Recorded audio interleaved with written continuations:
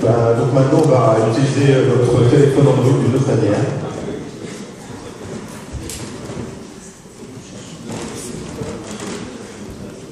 Donc on va avoir une deuxième conf sur la sécurité par Daniel Fage, qui est d'ailleurs l'auteur et le contributeur principal du projet Android que vous avez vu, qui est donc une machine virtuelle sur Android, enfin qui fait tourner Android, pardon, donc qui peut être utilisé par les développeurs pour faire tourner les applications, même développées sur ARM, sur PC, pour faire des tests, ce genre de choses. Et il ne va pas nous parler de Android ce soir, il va nous parler donc de sécurité.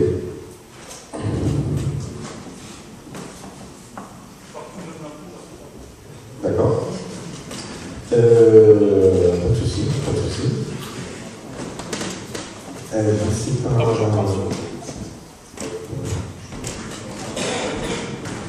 Donc surtout si vous avez des articles, des idées d'articles sur Android, on est preneurs. Il y a un prochain. Pour l'instant, il n'y en a pas d'annoncé, et comme on a en général plus d'articles que pages disponibles, donc ça déborde. Là, celui-là est sorti maintenant parce qu'il aurait pu sortir sur le précédent, mais américainement. Et si finalement on se retrouve avoir suffisamment de contributeurs, parce que c'est pas les nouveaux, le premier j'ai fait 100%, celui-là 50%, les autres je les suis, on équipe aussi vraiment contribué, dans plusieurs numéros d'ailleurs. Si on a suffisamment de contributeurs, il n'est pas impossible qu'on imagine, parce que là c'est des hors-séries, on peut imaginer un périodique qui serait par exemple de 3 mois, de 2 mois, sur Android, qui sort ce genre de papier intéressant, sur des choses pas forcément connues, des NFC, des directs. Moi j'ai quelques papiers qui traitent potentiellement pour pouvoir utiliser les NFC pour lire vos cartes bleues. Vous savez que le téléphone Android peut récupérer le numéro de carte bancaire, et puis la date de péremption, un téléphone sur le poche arrière de comptable. Des choses comme ça amusantes. Donc n'hésitez pas à me contacter, soit par mail, soit sur tout ça.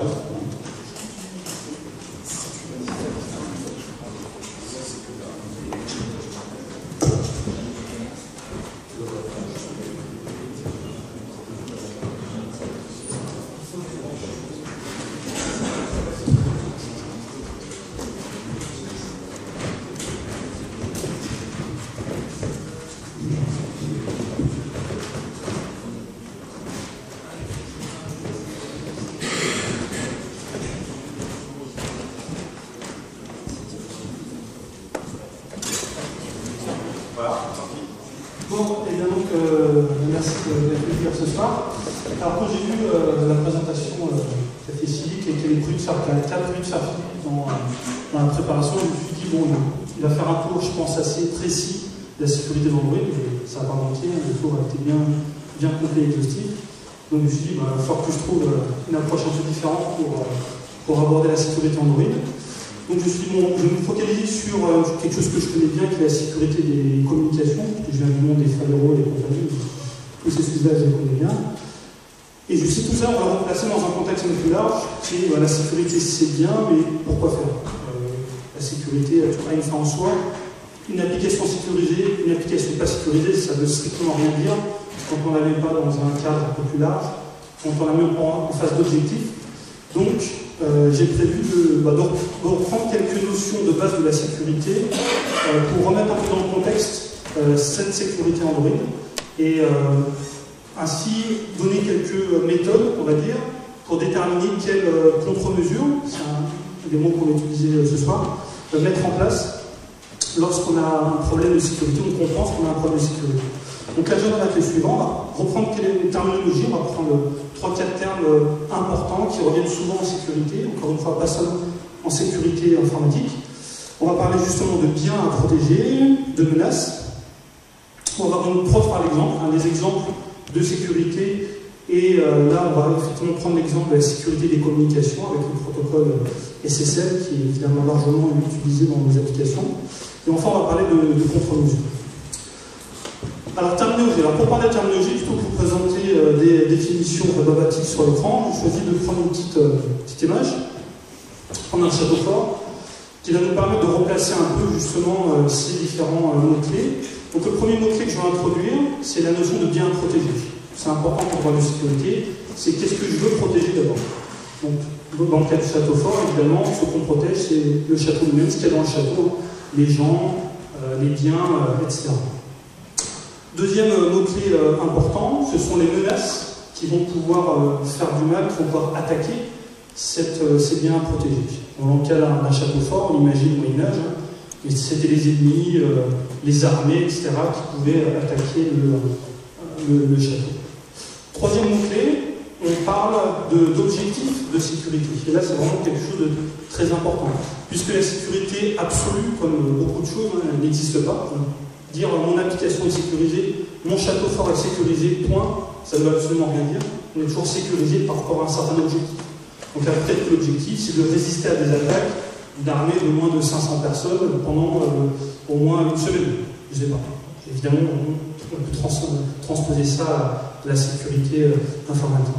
Et enfin, le dernier mot-clé important que je vais introduire, c'est la notion de contre-mesure. Donc ce sont toutes les mesures pour tout ce qui va nous permettre d'atteindre les objectifs et ainsi de faire en sorte que les menaces qui sont là, eh bien, ne fassent pas de mal, mais bien à protéger, en tout cas dans le respect des objectifs qu'on a fixés. Petit exemple de ça, c'est, vous reconnaissez en bas de droite peut-être, la fameuse centrale de Fukushima. En l'occurrence, a priori, c'est facile à dire après, les objectifs de sécurité avaient été mal pensés, puisque avec ce fameux tsunami et la vague, je ne sais plus, d'une douzaine de mètres qui a déferlé sur la centrale, on ne sait plus les dégâts que ça a fait. A priori, les objectifs donc, avaient été mal cernés, mal fixés, puisque les vagues qui avaient été prévues dans le cadre de l'année de sécurité n'étaient pas si, ne prévoyaient pas des vagues aussi hautes. Donc en l'occurrence, une faiblesse, un manque, une faute sur la définition des objectifs de sécurité a fait ensuite même que les contre-mesures qui ont été mises en place, les murs, les digues, etc., je ne sais pas, je ne connais pas trop de sécurité nucléaire, n'ont pas été efficaces, puisqu'elles ne nous ont pas permis effectivement d'arrêter de tout ça. Alors, quand on parle de communication, si on revient à quelque chose de plus informatique, et en l'occurrence aux applications Android, si on parle de sécurité des consommations, des communications, sécurité des communications, quels sont les biens à protéger? Et les biens à protéger, c'est évidemment les informations qu'on échange entre le client et le serveur, entre deux paires, une figure peer-to-peer par exemple. Et donc, ça nous permet d'introduire trois notions de sécurité qui sont complémentaires. C'est la confidentialité. On veut assurer la confidentialité en général. On peut vouloir en tout cas assurer la confidentialité des informations qu'on échange. Être sûr que quelqu'un, dans un délai raisonnable, avec des moyens raisonnables, ne va pas être capable de lire ces informations. On introduit la notion d'intégrité. Donc par intégrité, on entend l'impossibilité pour quelqu'un de modifier les données, en tout cas, impossibilité de modifier sans qu'on détecte cette modification. Et enfin, la disponibilité, qui consiste à dire que mes informations doivent être disponibles, mon service doit être disponible. L'opposé de la disponibilité, évidemment, les attaques de délit de service. Alors, quand on parle d'une communication entre une application mobile, une application Android et un serveur, par exemple, quelles sont les menaces qu'on peut citer? Alors, les menaces, tout d'abord, elles peuvent être au niveau du terminal mobile lui-même. Est-ce que quelqu'un qui prend la main sur le terminal mobile peut accéder à des informations? Philippe en a parlé. Ou alors est-ce que même l'utilisateur, qui lui a évidemment la main sur son terminal et peut être sur route, peut attaquer des informations, peut accéder à des informations, et ce qui est peut-être quelque chose que je ne désire pas. Autre menace possible, à l'autre bout, c'est sur la partie serveur, sur l'infrastructure serveur. Est-ce que là aussi, quelqu'un qui gère les serveurs par exemple, quelqu'un qui a accès à la salle serveur d'une manière ou d'une autre, peut attaquer une application, peut accéder aux informations que j'échange. Et après, on va complexifier un peu le tout, puisque au milieu de tout ça, on peut par exemple avoir un proxy. Le proxy peut être une faiblesse, lui aussi, dans la communication. Si quelque part une communication passe par un proxy, eh bien, le fait d'accéder au proxy peut permettre, en général, sauf évidemment quand on a du chiffrement, on verra derrière ce que ça peut donner, peut permettre effectivement d'accéder aux informations. Et ensuite, et enfin, évidemment, il y a le fait de sniffer le réseau. Si quelqu'un a accès à un moment donné à un fil réseau, ou alors en captant les ondes Wi-Fi, 3G, je ne sais quoi, sniffer le réseau. Mais ça peut être une menace également pour mon application. Donc si on résume, si on reprend les trois types de sécurité qu'on a cités, confidentialité, intégrité, disponibilité, la menace sur la confidentialité, c'est la divulgation d'informations qui peut se faire à plusieurs niveaux, sur le terminal, sur le serveur, sur le proxy s'il y en a un sur la route, ou alors par écoute réseau. Quand on parle d'intégrité, si on a un problème d'intégrité, donc il y a modification sans que je me rende compte des informations. En général, l'écoute réseau ne suffit pas, alors là on a vraiment sur des choses très compliquées, mais par contre, quand on est sur le terminal, on peut avoir accès au serveur, ou encore qu'il y a un proxy sur la route, et qu'on a accès à ces éléments, là la modification peut être possible si on n'a pas les bonnes contre-mesures. Et enfin évidemment, délit de service, qui est plus difficile clairement à contrer, parce qu'il dépend plus en général de l'infrastructure que du développeur d'application. On peut des deux côtés, soit flouder le terminal, flouder le serveur, ou encore s'il y a une faille d'un des deux côtés, et ainsi exploiter cette faille pour faire planter l'application, soit l'application, soit le serveur, et ainsi couper le service. Alors quelle est la réponse classique qu'on a par rapport à cette problématique de sécurité des communications? Évidemment, tout le monde le sait, on fait du SSL. SSL Secure Socket Layer, en général, qui utilisent des clés, qui utilisent des clés symétriques pour la communication, clés symétriques, clés de session qui sont elles-mêmes échangées via l'utilisation de chiffrement asymétrique, donc avec des certificats et des clés privées.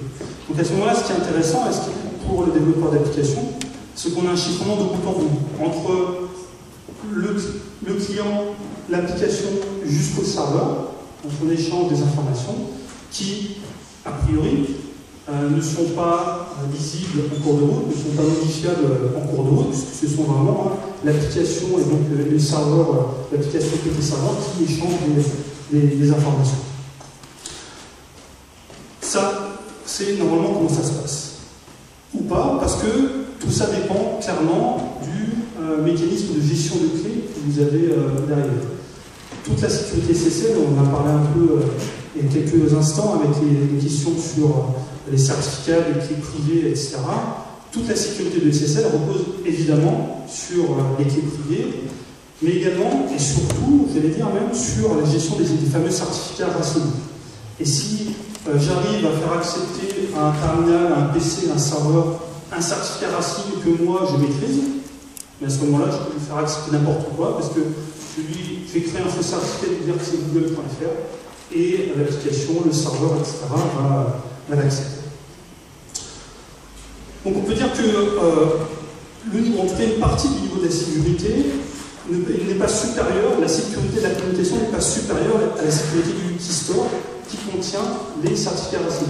Si vous avez un key store qui est très peu protégé, forcément vos communications SSL seront très peu protégées, puisque ça veut dire qu'on peut accéder au key store et faire des modifications dedans.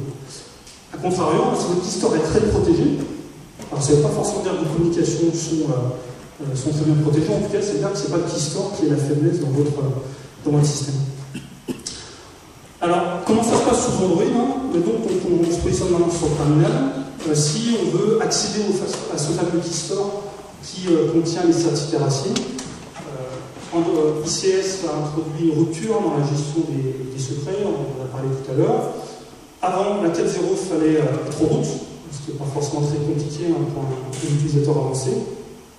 Après le processus de modification et d'ajout dans le key store, c'était pas forcément très simple, parce qu'il y avait un seul fichier qui intègre tout, etc. Donc avec quelques outils, on s'en sort bien. Depuis la 4.0, c'est encore plus facile, puisque un utilisateur peut rajouter des certificats RACI depuis les paramètres système.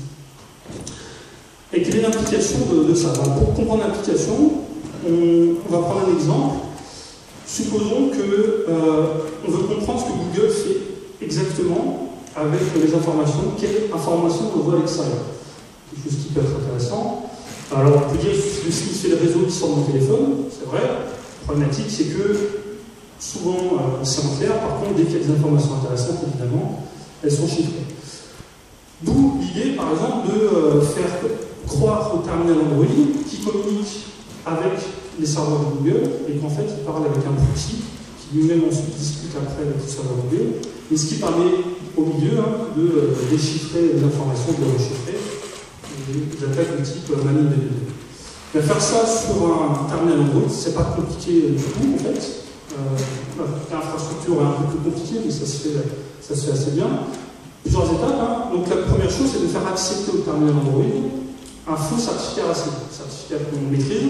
Donc on a à la fois le certificat public, mais également et surtout la clé privée. Ensuite, ce qu'on peut faire, c'est mettre en place une solution de proxy transparent qui va, en sortie du téléphone, par exemple, le téléphone est connecté à un réseau Wi-Fi sur une borne Wi-Fi que vous maîtrisez. Derrière ça, vous avez un serveur Linux qui récupère les communications qui viennent de la borne Wi-Fi, qui est un pont, par exemple, réseau ou un routeur qui fait office de routeur. Où vous récupérez toutes les communications sortantes, web, HTTPS, DNS, etc. Et vous mettez en place un proxy transparent qui va rediriger toutes les requêtes HTTP et HTTPS vers votre proxy.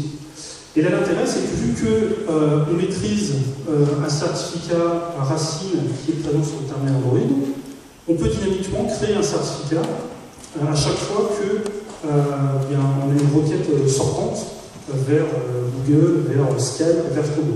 Une requête vers www.google.com.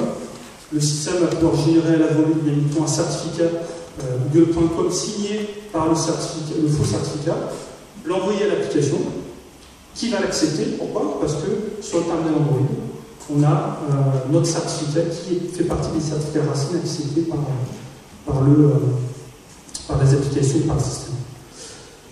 Derrière le proxy, qu'est-ce qu'on peut faire? Ce que j'ai fait dans les tests que j'ai mis en place, c'est que j'utilisais un protocole qui s'appelle ICAP, qui est un protocole d'échange de contenu qui est utilisé par les proxys, qui permet en général de faire de l'analyse antivirus, du filtrage d'URL, etc.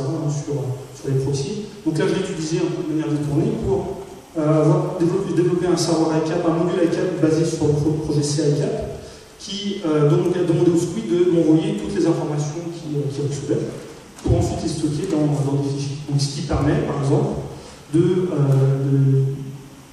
détecter, de lire, d'accéder à toutes les informations chiffrées qui vont pouvoir circuler sur le réseau.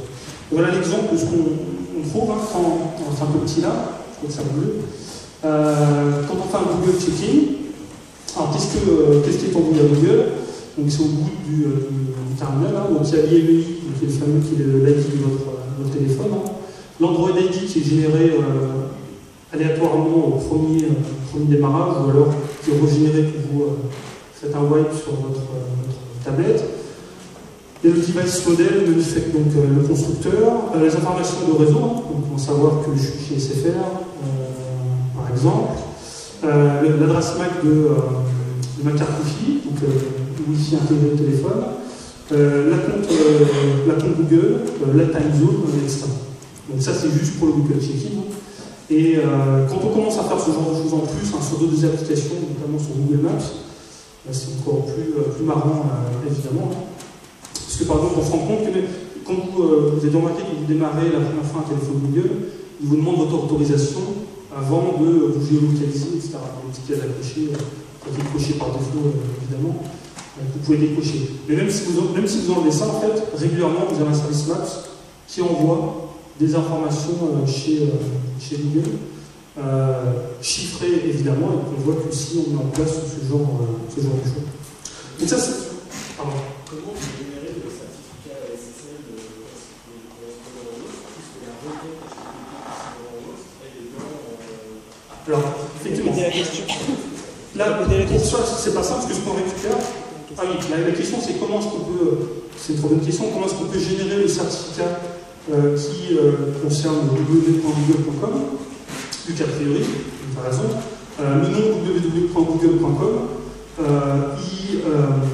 il est dans la requête qu'on n'a pas encore déchiffré. Donc là, en fait, pour ce test-là, je l'ai fait sur un nombre limité, on va dire, de systèmes, dans les systèmes Google, les systèmes d'Apple également, parce que j'avais fait la même chose avec iOS.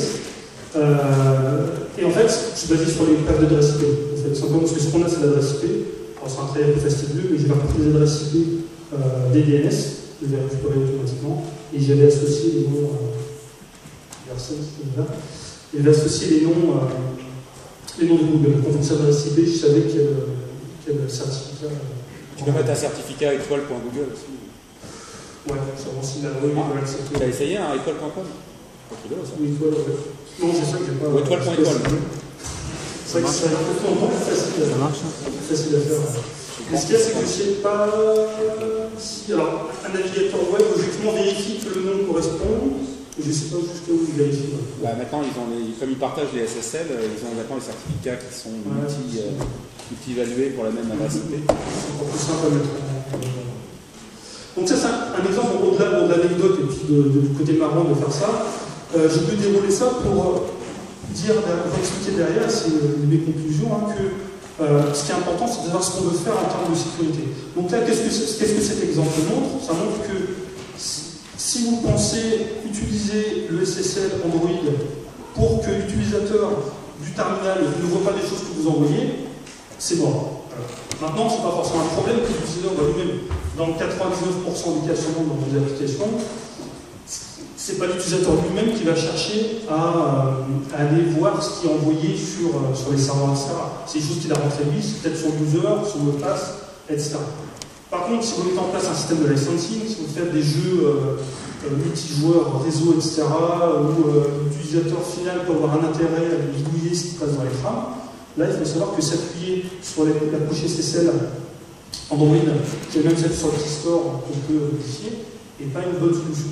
Alors, si c'est l'objectif typiquement est de se prémunir contre l'utilisateur du terminal lui-même et pas qu'il doit se dedans, une solution, c'est faire le SSL vous-même dans votre application en utilisant une classe intégrée, le Keystore, un Keystore intégré, etc., ce qui n'est pas simple, mais qui fait que vous ne dépendez plus du système Android pour faire ça. Alors après, on peut aller plus loin encore, parce que si vous faites ça, vous pouvez me dire que quelqu'un peut essayer d'aller dans l'application, retrouver les informations, la désassembler, etc. Mais c'est encore une fois dans la sécurité, vous est toujours dans une escalade des technologies, etc. Et se pose derrière, évidemment, le coût qu'a la sécurité. Et ça permet de revenir encore une fois à cette notion d'objectif. Si j'ai bien défini mes objectifs, mes menaces, si je sais quelles sont les menaces et quels objectifs je veux avoir. Alors, quels peuvent être les types d'objectifs d'ailleurs? On a parlé de château fort tout à l'heure, mais quand on fait des politiques de sécurité informatique, les objectifs, on les définit par rapport aux capacités d'un attaquant possible. Est-ce que c'est quelqu'un qui a une connaissance faible, moyenne, très importante de la sécurité de mon réseau? De quels moyens il dispose? Surtout les moyens techniques. Est-ce qu'il a simplement un portable ou est-ce qu'il a un trait derrière lui pour faire des calculs et essayer de craquer une clé? Et de quel temps il dispose? Je peux vous leur dire par exemple que je fais une communication SSL qui échange un certain nombre d'informations et je ne veux pas que dans les 3 ans qui suivent la communication, quelqu'un ait pu déchiffrer ces informations. Donc ça nous permet de choisir par exemple des tailles de clés en prenant de la marge qui sont suffisamment grandes pour que dans les 3 ans qui viennent, elles ne soient pas craquées. Parce que je sais qu'après 3 ans, de toute façon, l'information qu'il y a dans les informations que j'échange n'ont plus beaucoup de valeur. Donc même si après 3 ans, quelqu'un les récupère, ce n'est pas très bon. Il faut faire attention à ça parce qu'il y a des exemples où les services secrets américains avaient enregistré des communications il y a 20 ans. Ils ont pu déchiffrer maintenant et ça a permis de faire ressortir des agents de 20 ans après. Typiquement Jean-Pierre, où là la durée est importante, et 20 ans après, l'information garde tout son sens. Voilà, donc en conclusion, j'étais assez rapide, mais l'idée c'est vraiment de faire ce que je voulais faire se dérouler une fois en fait. Si vous pouvez retenir une chose de ma petite présentation, c'est cette méthode. Alors, il ne faut pas voir forcément ça comme quelque chose de très lourd. Selon ce que vous faites, ça peut être quelques minutes, ça peut être 1 heure sur l'application. En tout cas, il faut se poser la question. Quand je développe une application, quels sont les biens? Est-ce que j'ai des choses sensibles dans mon application? En général, on parle d'informations quand on fait des applications. Donc, des informations sensibles est-ce que j'ai des informations sensibles? Si oui, quelles sont les menaces? Où c'est qu'elles circulent? Est-ce qu'elles sont seulement sur mon application? Est-ce qu'elles circulent aussi? Est-ce qu'elles sont stockées aussi sur le serveur?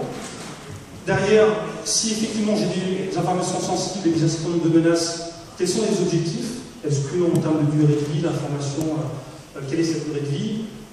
Est-ce que le type d'information que c'est plutôt un geek, un teenager qui ça va intéresser pour aller essayer de gagner quelques points dans un jeu, ou alors c'est une information top secret qui concerne des agents doubles. On a deux extrêmes. Et donc de ça, on pourra en déduire les contre-mesures sur la base de ces objectifs, de ces menaces, savoir quelles contre-mesures je mets en place. Et enfin, deuxième conclusion, qui est la plus technique, c'est pas parce qu'on fait de la communication SSL que jamais personne dans le monde ne pourra lire vos communications, indépendamment même du problème de craquage de clés, qui est connu, que régulièrement les clés symétriques sont craquées sur des tailles de plus en plus importantes. Même déjà sur le terminal Android, cette question de keystore et de certificat racine, la manière dont ça fonctionne fait que l'utilisateur, lui, peut rajouter des certificats racines et donc finalement accéder à tout ce que vous pouvez envoyer en SSL. Voilà. Vous avez des questions sur quelques idées, des remarques, des erreurs que j'ai faites? Oui. Est-ce qu'il existe une méthode pour obliger qu'un serveur soit accessible que depuis... Est-ce qu'il existe une méthode pour obliger qu'un service ou un serveur soit accessible que depuis un programme, un APK que j'ai écrit moi-même? Là, on va arriver sur des notions d'authentification, de certificat d'ailleurs. On est sur d'authentification par certificat. Ça, c'est un vrai problème, c'est qu'il n'y a aucune possibilité de pouvoir garantir que les services que tu proposes sur un site ne seront accédés qu'avec des applications de confiance. J'avais réfléchi au problème et je me suis dit que, a priori, une solution possible serait de modifier profondément les différents OS, parce qu'il faudrait que le serveur DNS publie la clé publique des certificats et que l'OS lui-même, lorsque tu fais un open de socket quelconque, vérifie que la signature de l'application correspond à la signature du site que tu es en train d'accéder. Qui permettrait d'associer un site donné à une application publiée par un site avec le site correspondant. Malheureusement, ce n'est pas le cas, ce qui veut dire que tu peux très bien avoir une application, un utilisateur qui prend un site web existant et qui vampirise un site d'une banque qui n'a pas encore d'application sur le market et qui la publie sur le market. Les utilisateurs qui vont voir la banque machin chose, qui n'a pas encore eu le temps de publier son appli, il y a déjà une application sur le market, vous la prenez, elle semble complètement légitime, en réalité elle est en train de vampiriser le site web standard et vous voit votre passe sans difficulté. Vous n'avez pas moyen d'associer les deux. Donc il faudrait une intervention profonde au niveau des OS pour être capable de faire ça. Il y a d'autres solutions, Orange par exemple nous a mandaté pour pouvoir travailler sur cette problématique, mais là ça se traduit par des algorithmes de chiffrement, des algorithmes complexes, où on essaie de résister à un pirate qui serait motivé pendant 2 jours. Mais donc on va utiliser des techniques en assembleur pour pouvoir faire des labyrinthes, faire des anti-débuggers, etc., pour faire en sorte que la communication, même si on la sniffe, même si on arrive à attaquer à ce niveau-là, les messages qui sont envoyés entre l'un et l'autre utilisent des algorithmes de chiffrement spécifiques et obtient des outils un petit peu particuliers. Mais c'est un vrai problème, parce qu'il n'y a aucune garantie que l'application publiée sur le market est bien légitime à accéder à un site donné. Après, je pense quand même qu'on peut intégrer un certificat client à l'application, la clé privée qui va avec, le serveur vérifie. Après, on se pose la question de savoir comment je stocke cette clé privée, parce qu'elle est dans l'APK, et donc elle est susceptible d'être attaquée elle-même, etc. Encore une fois, ça dépend de l'objectif de sécurité et à qui on veut. Le problème, c'est qu'on va exposer dans notre site des services à l'extérieur. Donc si on expose un service, imaginez les pages jaunes qui exposent le service de façon simple, et même si ce n'est pas public. Vous prenez une application qui fait les pages jaunes, regardez comment c'est codé, vous écrivez votre propre système de gestion des annuaires dans un sous-service. S'il y a un certificat, je le prends, je le pique, je le mets dedans. S'il y a des librairies, assembleurs, je les prends, je les pique, je les mets dans mon appli, et voilà, j'ai accès. Donc ce problème d'exposer des API qui sont légitimes pour une application mobile, mais qui du coup sont potentiellement accessibles par Internet.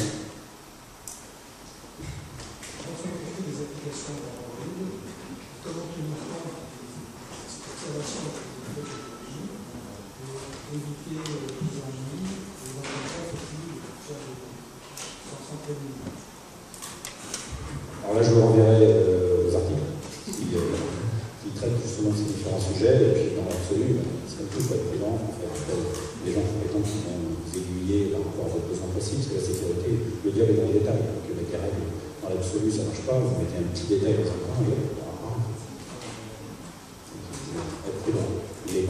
avez évoqué tout à l'heure, c'est faites confiance à aucune loi qui vient de l'extérieur, c'est pas parce que vous avez un téléphone que vous pouvez avoir relâché votre vigilance par rapport à ce que vous feriez sur un site. Si je peux réagir en fait par rapport à la question qui a été posée. Effectivement, le seul moyen, c'est de stocker un certificat client, mais en fait, on proposer de modifier le système d'exploitation pour rendre la chose possible, mais finalement, ça vient obfusquer. Finalement, la vraie question, c'est l'obfuscation. Oui, non, parce que l'idée, c'est pas le problème d'obfuscation, c'est le problème d'une application légitime dans un téléphone légitime, on ne puisse pas le faire. Le mec qui va patcher le système et de virer toutes ses sécurités pour le faire. Au moins, une application, un téléphone non monté standard, ne pourrait pas avoir une application qui allait attaquer Facebook et attaquer Twitter en parallèle pour pouvoir faire une colle entre les deux, alors que c'est une application qui a été publiée ni par Twitter ni par Facebook. C'est juste ça. La menace, ce serait qu'une autre application fasse ça à l'insu de l'utilisateur. Dans un téléphone, pas dans un téléphone simple. Il faut faire parce que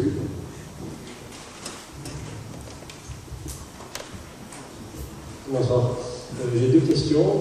La première, c'est par rapport au proxy que vous avez mis en place. Donc, vous avez rejoué le Handshake SSL au niveau du proxy, c'est ça? Donc, vous avez capturé la clé AES, on va dire en symétrique, et vous l'avez régénérée. Non, c'est niveau asymétrique. On n'est pas encore niveau symétrique, on est vraiment au niveau du SSL. Donc, Handshake SSL, c'est au niveau asymétrique. Donc, il y a un hello qui vient, CC hello qui vient du client, qui est redirigé du coup vers le proxy, et c'est lui qui fait la négociation et qui présente le faux certificat.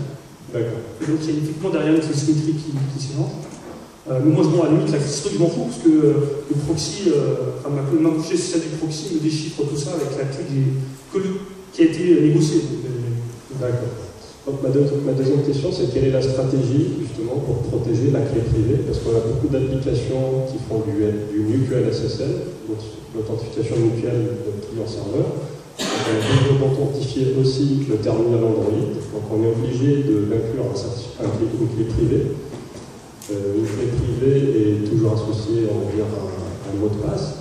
Quelle est la stratégie sur Android pour protéger cette clé privée, ce mot de passe? Parce que n'importe quel utilisateur pourra télécharger l'application qui est sur le market, décompiler, récupérer les clés. Ici, on a mis le mot de passe, la clé privée dans le code, qui pourra par reverse le récupérer et faire des appels. Moi, j'ai un cas réel où j'ai une base NoSQL qui est sur MongoDB, qui est hostée sur MongoLab en fait, et on peut faire des requêtes root ou post en HTTPS. Et n'importe quel utilisateur assez malin qui pourra récupérer l'application et voir l'API key et la clé pourra faire des requêtes root update dans la base de données. Donc, est-ce qu'il y a une stratégie actuellement pour gérer cette problématique? Je pense qu'on en revient à la question précédente sur l'authentification de l'application, être sûr que c'est bien la bonne application qui accède au serveur. La réponse, c'est encore une fois, on peut protéger un peu, mais quelqu'un qui veut vraiment le faire,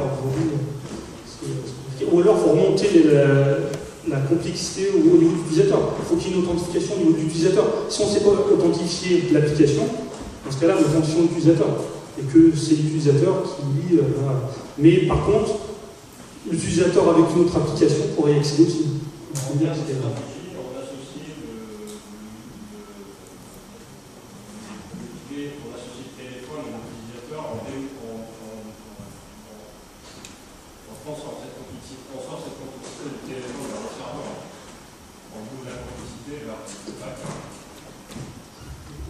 Le point important, c'est que si tu fais une authentification utilisateur ou téléphone, c'est peut-être l'un ou l'autre, c'est-à-dire que tu vas créer un user password différent pour simplifier. S'il se fait voler, tu es dans la merde. Si tous les mécanismes que tu as sur les Google API, les API, les clés d'API qui sont publiées, si tu t'amuses à chercher dans les projets open source les clés, tu les trouves. Donc tu peux prendre n'importe quelle clé API de la planète qui sont utilisées dans les projets open source, elles sont des autorités publiques. Il suffit de faire une enquête et de dire. Donc c'est surtout l'intérêt, c'est d'avoir des clés qui dépendent de chaque application pour pouvoir en révoquer certaines. Alors, ça n'empêchera pas de mettre un peu plus de temps pour trouver une autre disponible. Et dans l'absolu, c'est ce que tu vas pouvoir faire. Le problème, c'est que tu exposes un service sur le net. Si tu veux éviter que ça soit une exposition trop forte, qu'elle soit générique, il faut que j'utilise une authentification qui soit spécifique, tu vois, c'est utilisateur, ou de façon dérivée l'ID du téléphone, hein, que tu génères la première fois, tu génères même une clé en local, tu vas générer une clé en local que tu vas t'envoyer avec injecté dans la clé du téléphone, c'est toi-même qui vas la signer, une fois que ce processus est fait en place, il a à ce moment-là sa clé signée en local, il va pouvoir à ce moment-là s'authentifier via éventuellement un deuxième canal par cette clé que toi-même as signée par ailleurs. On peut mettre des processus un peu plus compliqués comme ça, qui vont dire que ce certificat sur cette application dans ce téléphone, ça devient un peu plus difficile de la trouver dans un autre téléphone. Mais tu dois toujours un téléphone soft.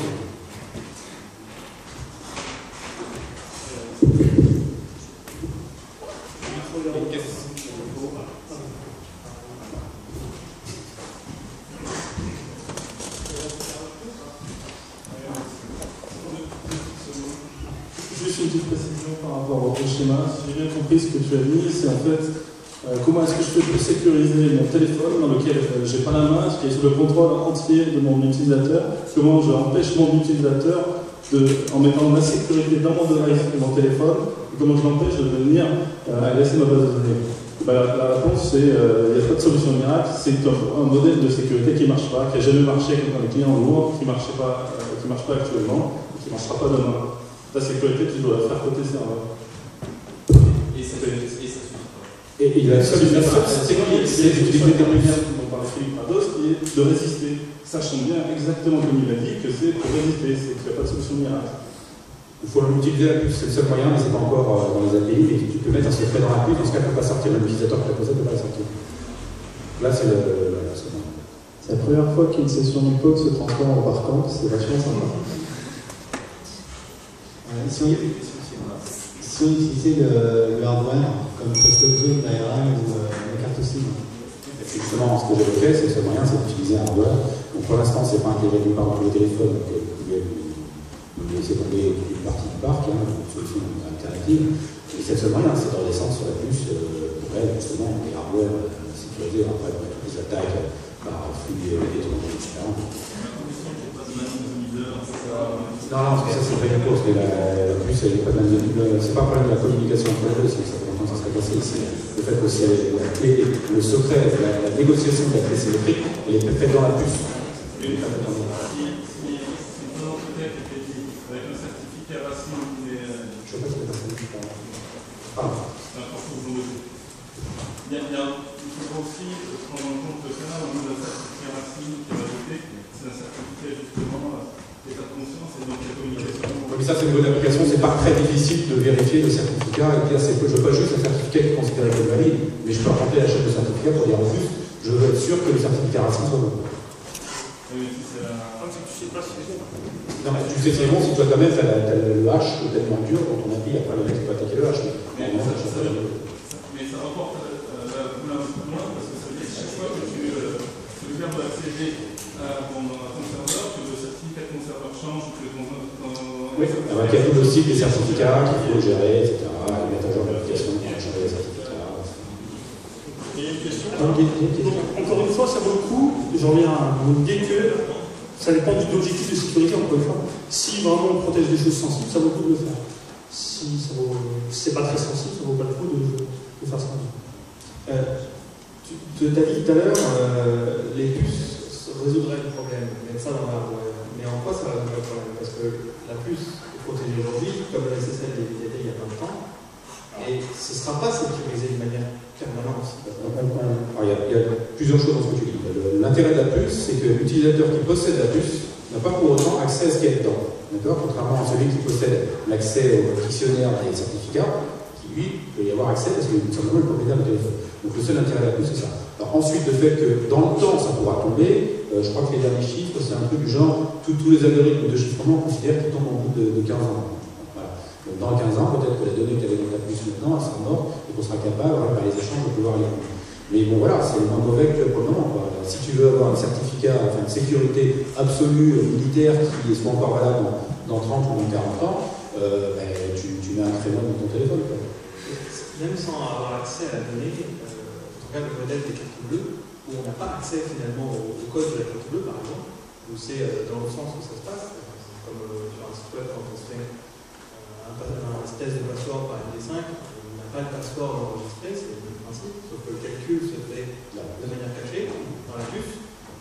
Ce système-là, qui est assez robuste, parce qu'on n'a pas accès finalement. Non, mais le fait qu'il soit caché, c'est pas ce qui pose problème. Le problème, c'est qu'il s'appuie sur lui-même un certificat qui est dur codé dans la puce. Voilà. Et ça a été craqué au bout d'un moment. Aujourd'hui, les puces ne sont plus considérées fiables, en tout cas, les puces d'aujourd'hui hier, parce que demain le seront. C'est moins pire. Hein. Donc on pourra de toute façon pas s'assurer que le téléphone. Si tu veux vraiment, enfin, comme je disais, sinon tu la cher, c'est tout. Sinon, la sécurité dans le numérique, voilà quoi. Dans l'absolu, il n'y en a pas. Même si on fait tous les efforts pour avoir des algorithmes en étant finis, enfin, il y a des astuces aussi quand on compare un mot de passe. Parce qu'à la limite, une autre application, on parlait de communication entre applications, mais elle peut aussi gérer sur des effets de bord. C'est-à-dire que quand vous saisissez un mot de passe, en général, vous comparez le premier caractère, s'il n'est pas bon, vous arrêtez. Puis s'il est bon, vous testez le deuxième caractère. Puis si le troisième n'est pas bon, vous arrêtez. Donc finalement, en chronométrant le temps qu'il va mettre avant de nous dire que c'est un échec, je vais au fur et à mesure trouver le premier caractère, le deuxième, le troisième, etc. Donc il faut écrire des algorithmes de comparaison de chaînes de caractères qui sont à temps constant, que les données soient bonnes ou mauvaises. Hein? Donc vous faites éventuellement âge de toutes les données, vous comparez l'âge en faisant des XOR, toutes les données. Il y a plein de techniques pour pouvoir faire ça. Mais bon, après, dans l'absolu, on a montré, pour l'instant, personne n'est capable de montrer un système qui soit complètement sûr. Il y a, pour l'anecdote, il y avait Kevin Woodley, qui est spécialiste du social engineering, il expliquait comment dans un salon, il y a quelques années maintenant, il y avait une entreprise qui avait fait un système super sécurisé et qui mettait en jeu $500, celui qui arrive à craquer. Et en gros, il faisait en sorte que même si tu étais route et que tu étais sous le terminal, tu ne peux pas te connecter. Je parle à temps que donc lui, il avait compris comment fonctionnait le système, il a attendu l'heure du déjeuner. Pendant l'heure du déjeuner, il y a un de ses complices qui discutait avec les lunettes qui gardaient. Lui, il avait projeté les portes, il a projeté les portes, il avait fait 2 fils, et puis ensuite il a pu rentrer, et une fois qu'il était dedans, quand les administrateurs sont arrivés, donc qu'est-ce qu'il faisait, il était en train de regarder les sources. Et après, l'administrateur avec $500. Voilà. Il y a toujours des façons de pouvoir être plus malin que les autres, trouver une solution. On fait tout ce qu'il faut pour essayer de les protéger. Les algorithmes là, sont en train de s'affaiblir au fur et à mesure. Comme on disait, garder un secret au-delà de 15 ans, c'est risqué, quoi, parce qu'on ne peut pas le garantir. Ce n'est pas un problème de longueur de clé. C'est que maintenant, on fait des attaques qui sont algébriques sur les algorithmes de chiffrement. C'est-à-dire qu'on va dire, ce bit-là correspond à ce bit-là fois ce bit-là multiplié par ce bit-là. On en déduit les expressions mathématiques qui permettent de déduire chacun des bits. On se retrouve avec des tables de 300 ou 400 expressions. Et donc il faut résoudre les inconnus correspondants, sauf qu'après en faisant des analyses, on dit tiens, là-dedans je me rends compte que si je prends 100 d'entre elles, je suis capable de les traduire non pas à 100 équations qui ont 5 inconnus, mais à 300 équations ou plus, mais qui n'ont que 2 inconnus. Donc on réduit algébriquement comme ça les attaques. Et on continue à travailler sur ce sujet-là. Donc il y a des faiblesses, il faut lire le dernier livre, il y a un anti-réalisme sur le sujet qui explique justement les faiblesses des algorithmes de chiffrement. On n'est pas dans la merde si on veut regarder le temps. Moi j'ai une question un peu ouverte en général. Qu'est-ce que vous pensez d'un client par exemple qui vous demande une société de service qui vous demande une application très sécurisée, peut-être trop pour lui. Par exemple, il vous dit j'ai vu l'ANSSI ont sorti une étude sur comment coder de manière sécurisée en Java, ça fait 500 pages. Qu'est-ce que vous lui répondriez à ce client-là? Je répondrai que ce mécanisme de développement sécurisé en Java ne s'applique pas dans le cadre d'Android. Vous avez raison, d'une part, parce que la sécurité que vous avez en Java n'existe pas. Dans Android, puisque vous pouvez mettre du cognitif, sinon il attaque la mémoire, il attaque la mémoire. Donc, de toute façon, si je veux injecter une façon, il y a des trucs rigolos, je vais commencer à essayer de voir. J'ai commencé des travaux de R&D sur le sujet, je me suis dit, si je suis un outil qui veut détecter un programme vulnérable, il va essayer de voir si par hasard je vais charger du code natif. Y a-t-il un moyen de pouvoir charger du code natif sans que ce soit dans le code? L'idée sur laquelle je travaille, c'est de dire il y a des librairies dans Android, en regardant les sources, qui est même pour charger une DLL. Cette librairie en question, il y a une chaîne de caractères et il fait un autre librairie de la chaîne de caractères. Une chaîne de caractères, contrairement à ce qu'on croit, c'est manipulable. C'est-à-dire qu'il suffit, par l'introspection, de dire bah, tiens, la tribu privée, maintenant j'ai le droit d'y accéder, je peux aller modifier la chaîne de caractères. Si j'arrive à retrouver la chaîne de caractères qui sert à charger la librairie, je vais lui donner une autre chaîne de caractères. Et donc vous allez ma librairie à moi. Ça veut dire que je n'ai pas de code chez moi qui dit notre librairie, mais je vais pouvoir aller modifier la chaîne de caractères qui est utilisée dans une librairie standard Android, qui, elle, quand elle va charger, va se mettre à charger ma DLL à moi, j'ai plus qu'à répondre au service, et par effet de bord, j'ai tout ce que je veux en natif. Alors ça, c'est des travaux sur lesquels je suis, pas fini, mais peut-être une application de sujet, c'est ça. Tout le monde suit là. Ok, mais on va continuer les questions parce qu'on va grignoter. Je voulais d'une part remercier nos deux intervenants. Je vois que...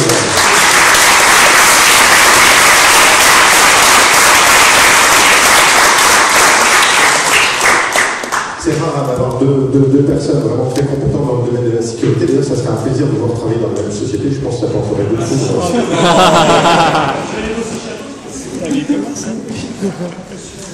Voilà, n'hésitez pas à discuter avec eux autour d'une pizza. Hein, et puis, voilà, avec grand plaisir. Et puis, n'hésitez pas à utiliser Buildroid, voilà, qui, comme vous l'avez vu, vous permet de tester vos applications Android sur PC. Merci à vous tous et puis à très bientôt pour une pizza.